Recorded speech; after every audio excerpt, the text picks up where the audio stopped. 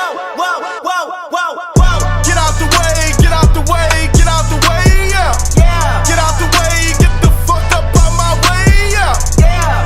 Win, win, win, win.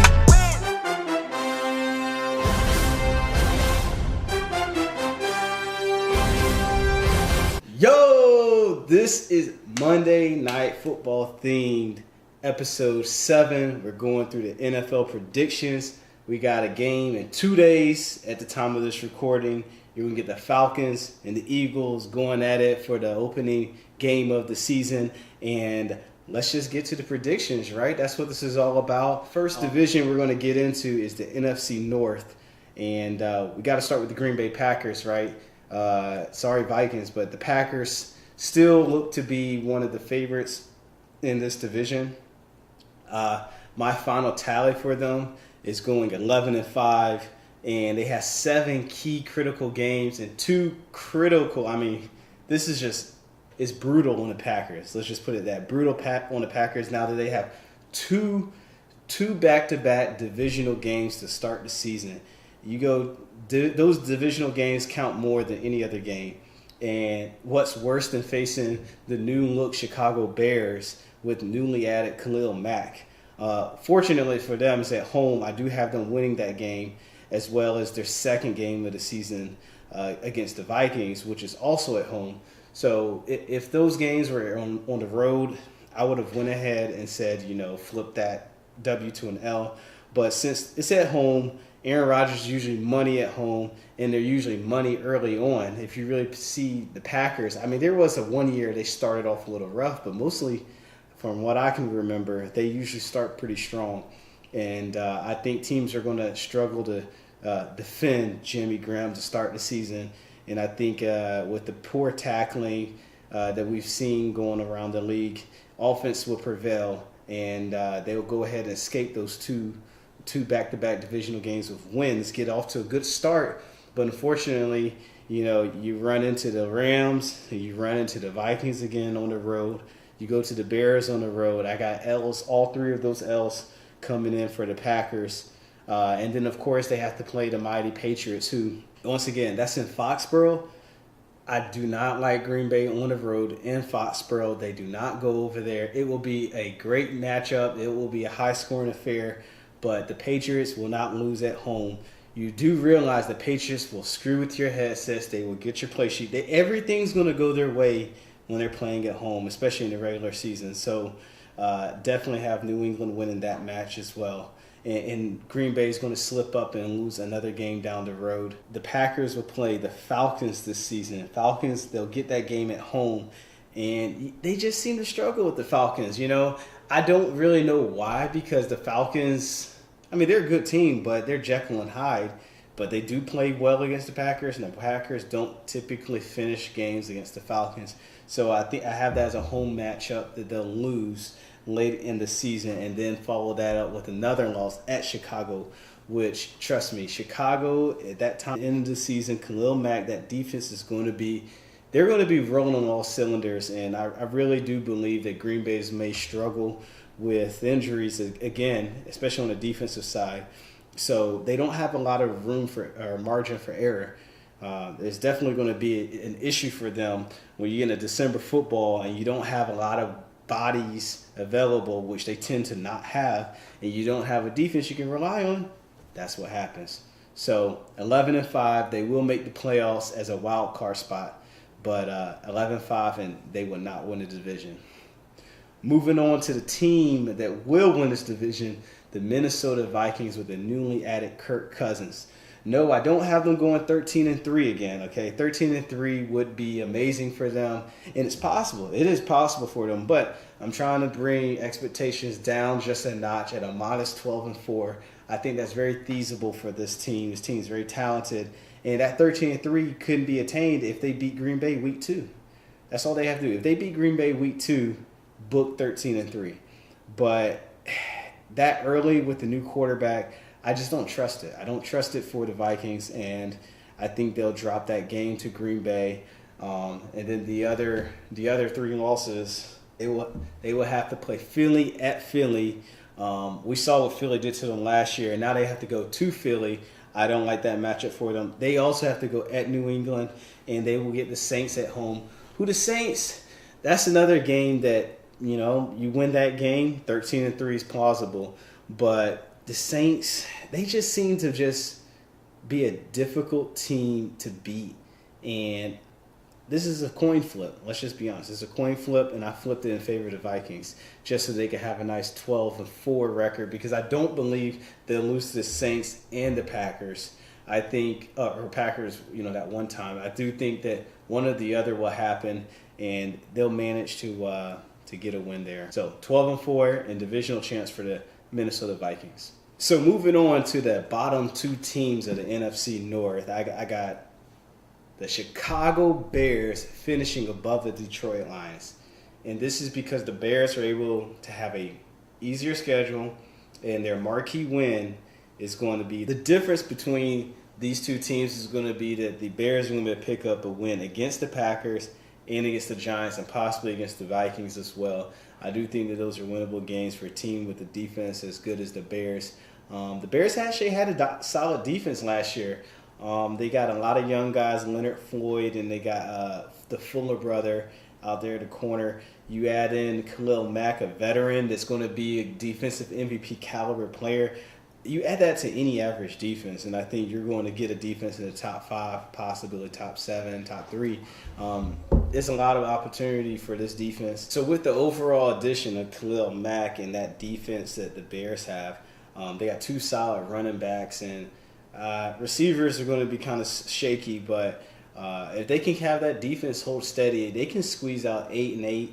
That's a definitely formidable record for a team that's been struggling over the years. And the Detroit Lions, unfortunately, with the stiff competition in the division, I see them going 6-10, dropping games late as they usually do. One of the biggest differences, I think the Bears are going to be able to pick up a win against the Vikings or the Packers or both, maybe a possible split with them, or even possibly sweep the Lions. Really, that's what you're going to see in the difference between these two teams. Chicago Bears 8-8, Detroit Lions 6-10. All right, now we're going to cover the AFC North, where you're going to have 2 teams in the playoffs. Those 2 teams are not going to be the Bengals or the Browns. So let's just get that out of the way now. I have both of those teams going 8-8 or worse. So this is going to be a top-heavy division, and we're going to see the Ravens and the Steelers duke it out for first place in this division. If you haven't noticed by now, this is a Steelers jersey.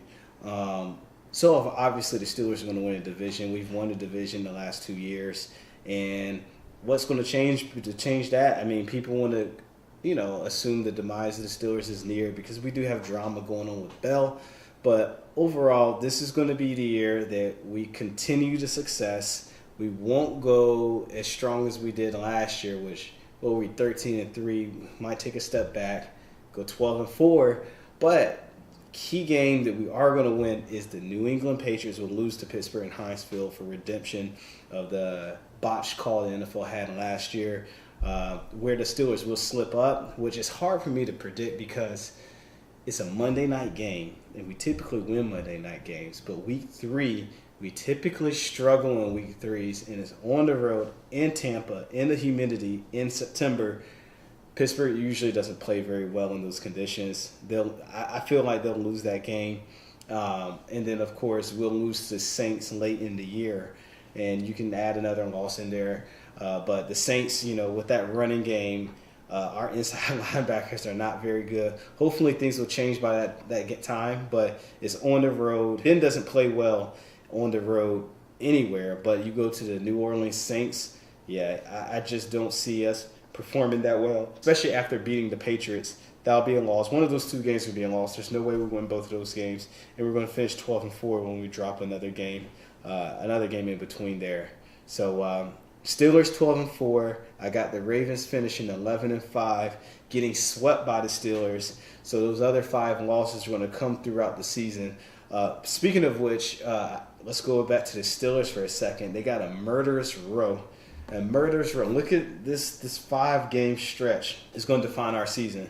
5-game stretches at Baltimore, Carolina Panthers at home, at Jacksonville. That was the other loss I had. At Denver, which is difficult to travel and play at Denver. Chargers at home, Then you go at the Oakland Raiders, who the Raiders are in their second to last home game. And ask any Raiders fan, they hate the Steelers probably first or second most to any other team in the NFL. At home against the Patriots, at New Orleans. I mean, that's brutal. The only team that is probably not a playoff team out of that stretch, that's a 1, 2, 3, 4, 5, 6, 7, 8 game stretch, half the season, is the Denver Broncos at Denver. But that's at Denver. It's still a difficult game. So you're going to get the Ravens, Panthers, Jaguars, Broncos, Chargers, Raiders, Patriots. Raiders may not make the playoffs, but once again, their fans are going to be hyped to play us in prime time, a hated, bitter rival, and it's the second to last home game for them. That stretch is going to make it break us. We got to come away with at least no more than 2 or 3 losses. If we're 5-3 out of that, I'm a happy guy, and we can have a good season. But that's a make or break stretch. Baltimore, on the other hand, 11-5 is what I have for them. I have them starting the season pretty rough, going 2-2. Ultimately, to rebound with 3 wins and then follow that up with 2 losses. They get to play at the Carolina Panthers, which is a very difficult place to play. I do think Baltimore has the tools to win that game, which would put them at 12-4 if they win that game, according to my predictions. But ultimately, losing to the Steelers, still the division, which I think is possible. But again, they're going to slip up. Typical game that they would slip up against a strong Carolina Panthers team. So your Baltimore Ravens are no slouch this year, and they will make the playoffs. I'm predicting a wild card spot at 11-5 for the Ravens. So Steelers, Ravens, 12-4 and 11-5 as we round up the AFC North. So with the NFC West, we have a division that I think a lot of people agree that the Los Angeles Rams are going to run away with this division. I mean, you add one of the best defenses last year, and you add freaking Ndamukong Suh, you add Aqib Talib, you add a lot of pieces that have been very successful elsewhere. You put them into an already successful team. That team, a lot of people are picking to go to the Super Bowl. I think that's another 13-3 team. So without going into the nitty gritty, because they're not going to lose many games with that defense, we'll talk about the remaining teams in the division. And is there any team that's going to make the playoffs out of this division? No, I don't see it. But I do think that the Arizona Cardinals will surprise us, as they have a little bit of stabilization at the quarterback in Sam Bradford. And then, of course, I don't think we'll see Josh Rosen, but Bradford is very fragile. So if worst comes to worst, and his quarterback, Bradford, which I think is going to hold that offense together with, obviously, David Johnson in the backfield to support him, Josh Rosen is one of the most talented. I thought he was the most talented quarterback that came out the draft. So you put the most talented quarterback out of the draft into that offense that he just has to manage. And Arizona's defense was one of the best defenses in the preseason. Yes, it's preseason, but they had like 12 takeaways through over 12 takeaways in their games. I know it was like 8 out of maybe 1 or 2 games. So Arizona Cardinals will have a very good defense, and it won't be enough to challenge the Rams, but they'll probably come around with a 9-7, 10-6 record, which is going to allow them to be in the playoff hunt. But overall, they'll probably narrowly lose out as well. According to my predictions, they will lose out and just miss the playoffs. So Rams and Cardinals at the top of the division. The Seahawks have a brutal schedule. Seahawks, I hate it because I just drafted Russell Wilson in my fantasy draft. But looking at their schedule, I mean, let's talk about their schedule for a second. It's absolutely brutal. They get at Denver to start the season, which is never an easy place to play. At Chicago, we know about that defense. I told you about the NFC North and how they're going to at least win 8 games. That's one of the games Chicago will win. Then they get the Cowboys, which is probably going to be one of the easier games. But at Arizona is never easy for them. Seattle struggles. Then they get the Rams. At Raiders, that might be a toss-up.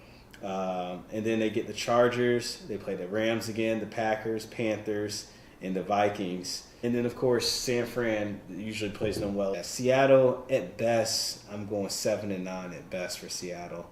They'll probably finish dead last in this division, to be honest. So Unfortunately for Russell Wilson and my team, hopefully he gets a lot of garbage touchdowns and yardage, but I don't see them doing any better than 7-9. AFC East. The AFC East, this is probably the most predictable division of them all. Like, if you don't predict this division right, you're just a hater, you're an idiot. And there are some journalists that are idiots. I saw a journalist actually picked the Dolphins to sweep the Patriots, but yet the Patriots still win the division, which I agreed, yeah, the Patriots win a division, but he's like he's going half-seas because he's like, oh yeah, the Dolphins are going to beat the Patriots twice. No, they're not. They're not going to beat the Patriots twice. On what world have you been living on the past 10, 13, 15 years?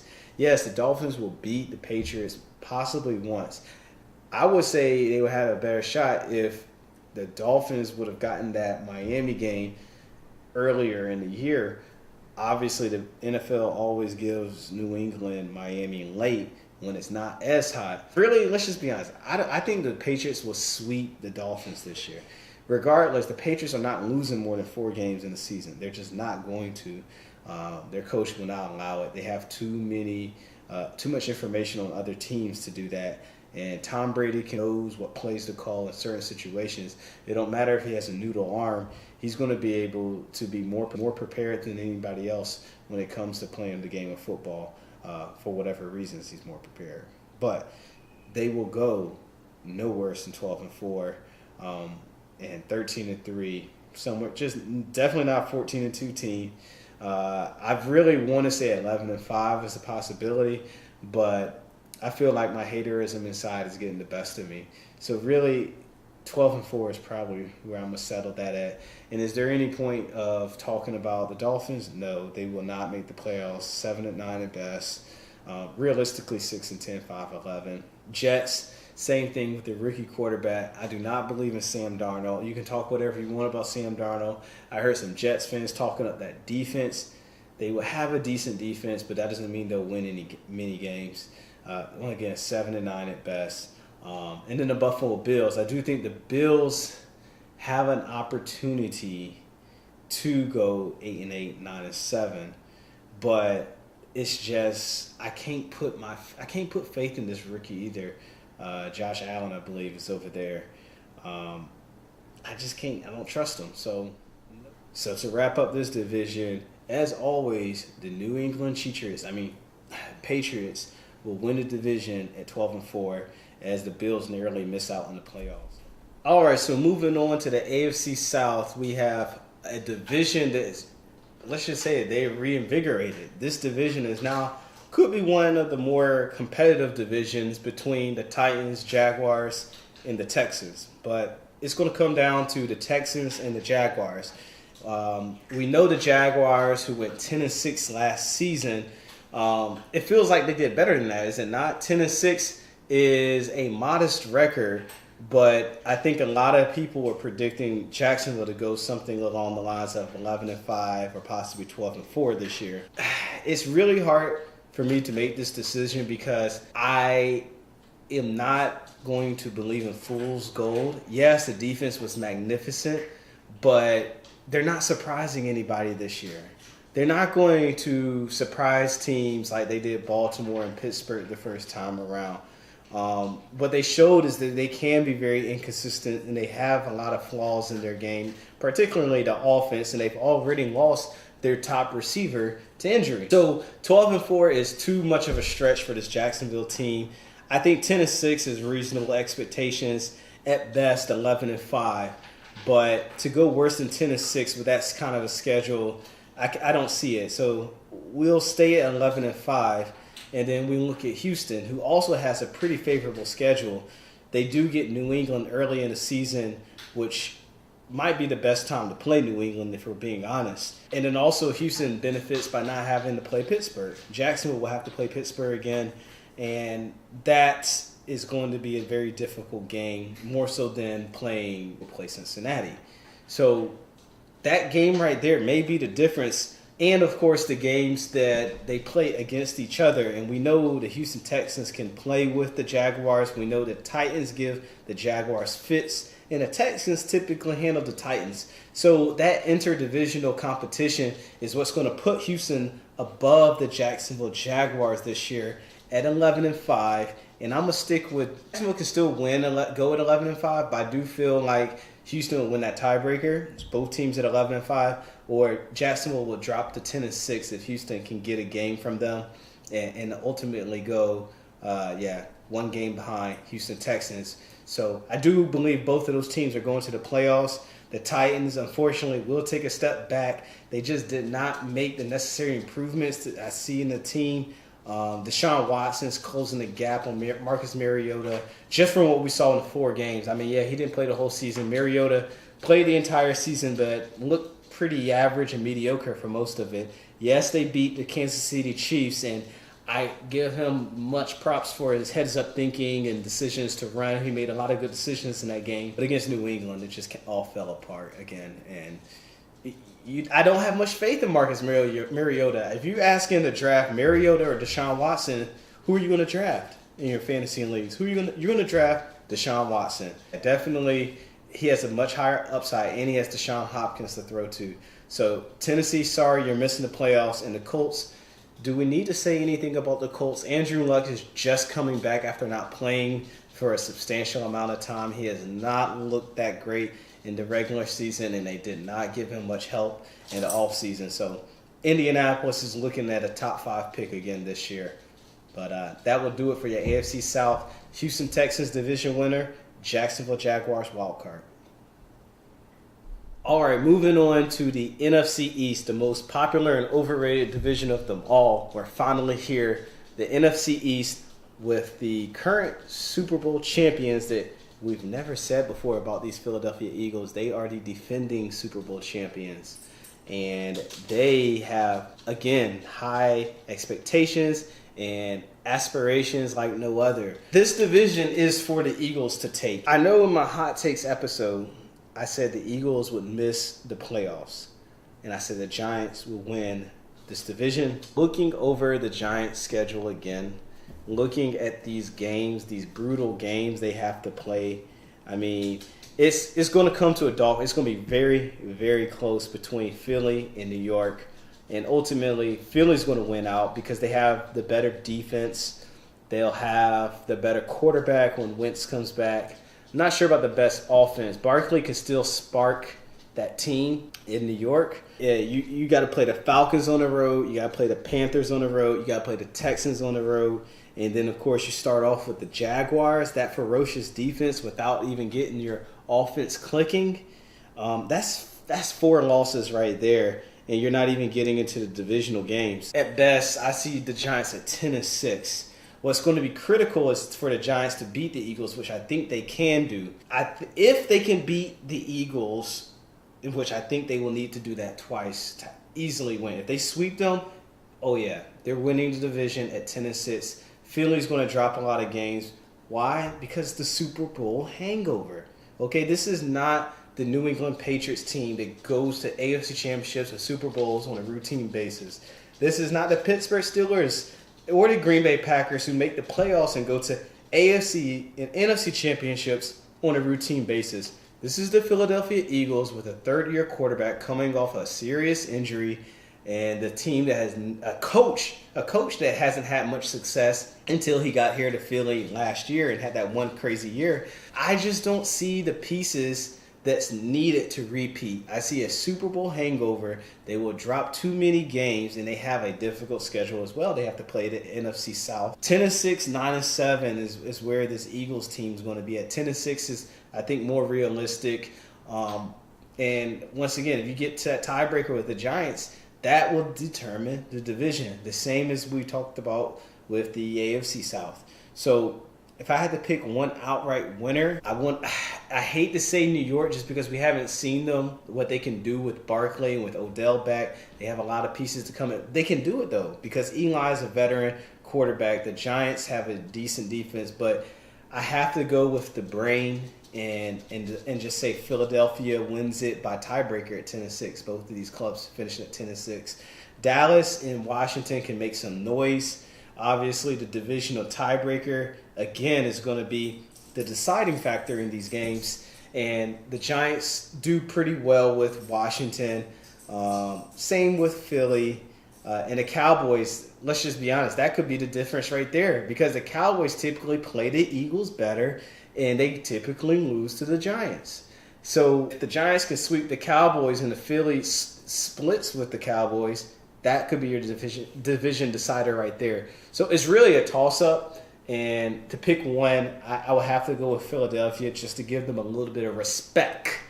Give them a little respect with a K, a CK, or a K, however you want to interpret it, but it's not T. They get respect on their name only because they won the Super Bowl and they beat the Patriots. So there you have it. Philadelphia Eagles, NFC East champion. In the AFC West, we have 4 teams that realistically, all 4 of them could win the division, except for possibly the Denver Broncos. You can't trust the Chargers, who the Chargers are the favorite to win the division in my eyes. And I don't see any team with a stronger roster than the Chargers. The only team that would rival them would have been the Oakland Raiders. But they just traded Khalil Mack for future picks that they don't have now. Kansas City usually plays the Patriots tough on the road, or at home, I'm sorry. But this game this year is actually going to be at New England. So that's going to be an ugly L for Kansas City, who also is dealing with a new quarterback and a defense that pretty decent defense, but defense can only take you so far. They do have an outside chance. I think the winner of this division is going to be 9-7. I mean, all of these teams could be 9-7. Oakland and Denver are probably the least likely to reach that, just because John Gruden has done nothing to impress me since he's came back, or especially considering the fact that he's been out of the league for 20 years and he didn't know what an iPad was. So, yeah, I don't want to put a lot of stock in the Oakland Raiders, who just gave away their best player. I do think that the Chargers can win this division, but knowing the Los Angeles Chargers and Phillip Rivers, just call it how it is, and the up and down play that he has and the inconsistency they hit in the offense and in the defense, the Chargers at best will go 10-6, and they will win the division. And the Kansas City Chiefs may be able to challenge them if the Chargers drop an extra game at 9-7, but I don't see the Chiefs going any better than 9-7. The Chargers will win the AFC West, and there will be no wild cards from this division, as their schedule is pretty brutal this year. The NFC South, I think this is bar none the most competitive division that we have in the NFL today. The NFC South has 3 teams that could really win this division, not because they're all bad, but because they're all that good. Unlike the AFC West, I would say the AFC West, all of those teams could win the division because they're all not that good. You can't trust them. No, I can trust the Panthers, I can trust the Saints, and I can trust the Falcons to a degree to be very, very good football teams. The question is, who will win this division? And the winner of this division, I'm predicting, is going to come to the Saints and the Panthers. The Falcons, I think the Falcons, although they're 1 year removed from a Super Bowl appearance, I think it's going to take another year for them to get that hunger back. We saw last year they went back to the same old Falcons, and this year I'm just going to go with the notion that they are going to continue that roller coaster ride for a little bit, because the last time they went to NFC Championship game, it took them a little bit while before they finally put it all together to go on another run and go to the Super Bowl. Now, the Panthers have been pretty far removed from their run, and the Saints as well. The Panthers, I really, really want to pick the Panthers to win this division, but some of their scheduling is just a little bit unlucky in the fact that they play the AFC North, who plays a certain brand of football where you got to be able to pound the rock. And Christian McCaffrey is not exactly what I'll call a pounder. Neither is CJ Anderson. I'm sorry, CJ, but you're not that good of a running back. Christian McCaffrey can be dangerous, but you play against the Bengals, you play against the Ravens, you got to have a strong running game you're going to be able to stick with to grind out those 3-yard gains. You got to stick with the run after 2 yards, negative yard gains. And I just don't see the Panthers sticking to that. And Cam's going to get banged up again. I'm rolling with the Saints. The records-wise, I can see all teams finishing around 10-6 as they did last year. Those tiebreakers are going to come down to the inter-division games. And again, the Saints just seem to have good fortune playing in Carolina, much better fortune than Atlanta does playing. And it will be hard for them to sweep the Panthers like they did last year, but I do think it's doable. And the other thing that will help the Saints is that they play very well against Pittsburgh. They typically beat Pittsburgh, and they play well at Pittsburgh, unlike the Falcons and unlike the Panthers do. So those games, including a matchup, I know they will have to play New England as well. Those will be the difference, but really, I see the Tide favoring the Saints with a veteran quarterback who knows how to grind out games. Yes, and he has the ability to let it fly all over the field, but they have a much stronger running game between their pairing. The Saints have Alvin Kamara and Mark Ingram once he gets back that they can rely on in the ground game. And Alvin Kamara is more than enough to hold them over until Ingram gets there. And they actually got a new signing. They got the Patriots ex-running back. I'm not even going to attempt to say his name, but it's the Gillislee, Mike Gillislee. Well, I just attempted and I butchered it, but you know what I'm talking about.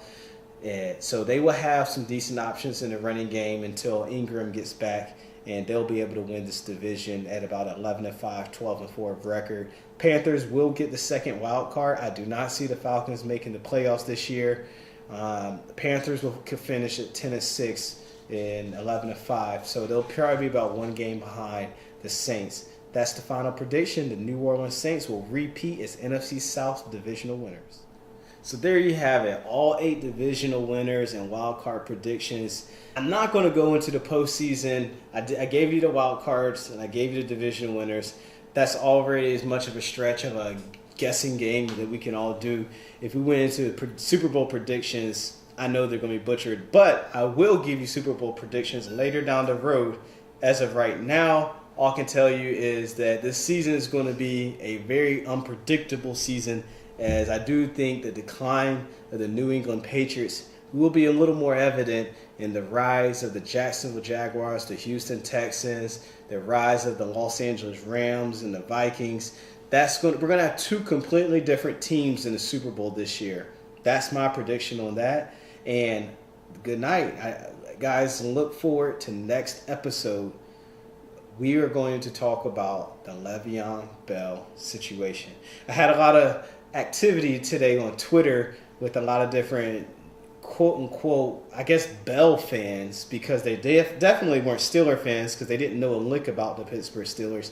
So we'll get into that. Hopefully one of them will accept my invitation to come onto the show and we can hash it out on video. But, so far he hasn't responded back to my inquiry for his email address so we can connect. And it's been about 3 hours after he's been responding in less than 5 minutes. The guy got quiet when it's time to actually put the talk to talk and come on camera. So I'm calling you out. Come onto the show, and we'll talk about Le'Veon Bell's situation, what's best for the Steelers and what's best for Le'Veon Bell. So that's all for today, guys, and stay tuned for next episode where we'll talk about the Le'Veon Bell situation. Peace.